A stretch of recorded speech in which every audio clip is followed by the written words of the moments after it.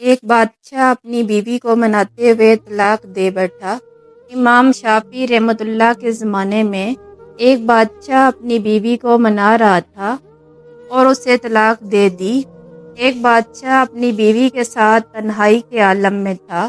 خاوند اچھے موڈ میں تھا، لیکن اس کی بیوی کسی وجہ سے ناراض تھی۔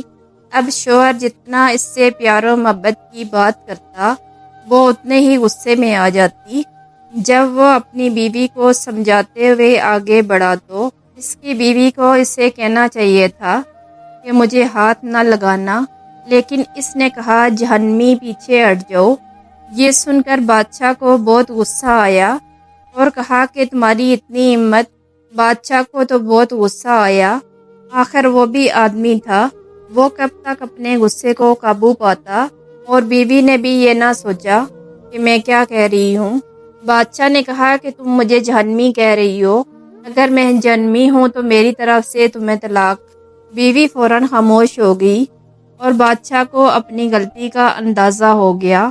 نہ بادشاہ طلاق دینا چاہتا تھا اور نہ ہی ملکہ طلاق لینا چاہتی تھی۔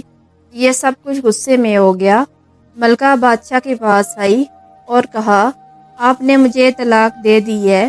بادشاہ نے کہا کہ پتہ نہیں طلاق ہوئی بھی ہے یا نہیں۔ اب وہ دونوں سوچنے لگے کہ اب کیا کیا جائے، شاید واپسی کا کوئی راستہ ہو۔ وہ دونوں رات بھر ایک دوسرے سے آنکھیں نہ ملا سکے۔ میاں بیوی دونوں ایک دوسرے سے بہت زیادہ پیار کرتے تھے۔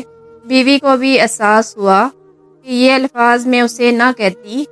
ملکہ نے کہا کہ مجھے نہیں پتا یہ کیا ہو گیا ہے۔ بادشاہ نے کہا کہ اب ہمیں علماء سے پوچھنا چاہیے۔ بادشاہ نے بہت سے علماء سے رابطہ کیا اور ان سے رائے لی۔ علماء حق بھی پریشان تھے کہ اب کیا کہیں، یہ طلاق واقعہ ہوئی ہے یا نہیں، کیونکہ حقیقت تو اللہ ہی جانتا ہے۔ اگر طلاق واقعہ نہیں ہوئی تو، اگر ہم کہیں طلاق ہو گئی ہے تو ایک بے گناہ گھر ٹوٹ جائے گا، تو کیسے معلوم ہو کہ طلاق ہوئی ہے یا نہیں؟ اگر علماء نہ کہتے ہیں کہ طلاق نہیں ہوئی ہے، اگر طلاق ہو جائے تو طلاق کا سارا گناہ علماء کرام پر ہوگا۔ چنانچہ وہ بغیر کچھ کہے واپس چلے گئے اور کہا کہ ہم اس کا جواب نہیں دے سکتے، ہمیں کیسے معلوم ہوگا کہ آپ جہنمی ہیں یا نہیں؟ قیامت کے دن اللہ تعالیٰ فیصلہ کرے گا کہ کون جہنمی ہے اور کون نہیں۔ ملکہ بھی طلاق نہیں لینا چاہتی تھی۔ دونوں کو بہت پچھتاوا ہو رہا تھا، کیونکہ ان دونوں میاں بیوی کے درمیان بہت پیار تھا۔ یہ محض ایک وقتی رنجش تھی اور اسی وجہ سے ان کی لڑائی ہوئی تھی۔ سینکڑوں علماء کرام سے رابطہ کیا گیا، لیکن کسی نے بھی جواب نہ دیا۔ کسی نے امام شافعی رحمۃ اللہ کو بتایا کہ فلاں شہر میں یہ واقعہ پیش آیا ہے، تو انہوں نے کہا کہ مجھے بادشاہ کے پاس لے چلو، میں سوال کا جواب دے سکتا ہوں۔ چنانچہ ان کو بادشاہ کے پاس لے آئے۔ بادشاہ کے پاس آئے اور بادشاہ سے پوچھا کہ کیا واقعہ ہوا ہے، اپنی بیوی کو طلاق کیوں دی؟ بادشاہ نے کہا کہ ہم ایک دوسرے کو طلاق نہیں دینا چاہتے تھے، ہم ایک دوسرے سے بہت زیادہ پیار کرتے ہیں۔ میں آپ سے گزارش کرتا ہوں کہ اس کا کوئی حل نکالیں۔ امام شافعی رحمۃ اللہ نے کہا اس مسئلے کے حل کے لیے مجھے آپ سے کچھ چیزیں اکیلے میں پوچھنی ہوں گی۔ بادشاہ سلامت نے کہا کہ بہت اچھا۔ اس کے بعد وہ دونوں اکیلے ہو گئے۔ امام شافعی رحمۃ اللہ نے کہا کہ آپ کو گناہ کرنے کا موقع ملا، تمہارے لیے گناہ کرنا آسان ہوا، لیکن اللہ کے خوف سے تم نے اپنے آپ کو گناہ سے باز رکھا۔ بادشاہ نے سوچ کر بتایا۔ بادشاہ نے کہا ایک بار میں اپنا کام ختم کر کے اپنے کمرے میں گیا۔ جیسے ہی میں اپنے کمرے میں داخل ہوا تو دیکھا کہ محل میں کام کرنے والی لڑکی میرے کمرے کو سنوار رہی تھی اور بستر کو ٹھیک کر رہی تھی۔ جب میری نظر اس کے چہرے پر پڑی تو وہ لڑکی بہت زیادہ خوبصورت تھی، اس لیے میں نے کمرے کا دروازہ اندر سے بند کر لیا اور آگے بڑھ گیا۔ لڑکی سمجھ گئی کہ میری نیت خراب ہے۔ وہ لڑکی اچھی تھی، پاک دامن تھی۔ میری طرف دیکھ کر اس نے کہا کہ ہے بادشاہ سلامت، میری طرف بڑھنے سے پہلے اللہ سے ڈرو۔ جیسے ہی لڑکی نے یہ کہا، میرے دل میں اللہ کا خوف داخل ہو گیا اور میں نے فوراً دروازہ کھول دیا۔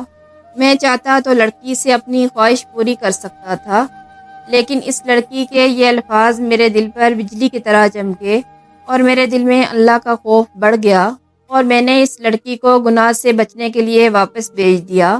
لیکن یہ ایسا گناہ ہے جو میں کر سکتا تھا۔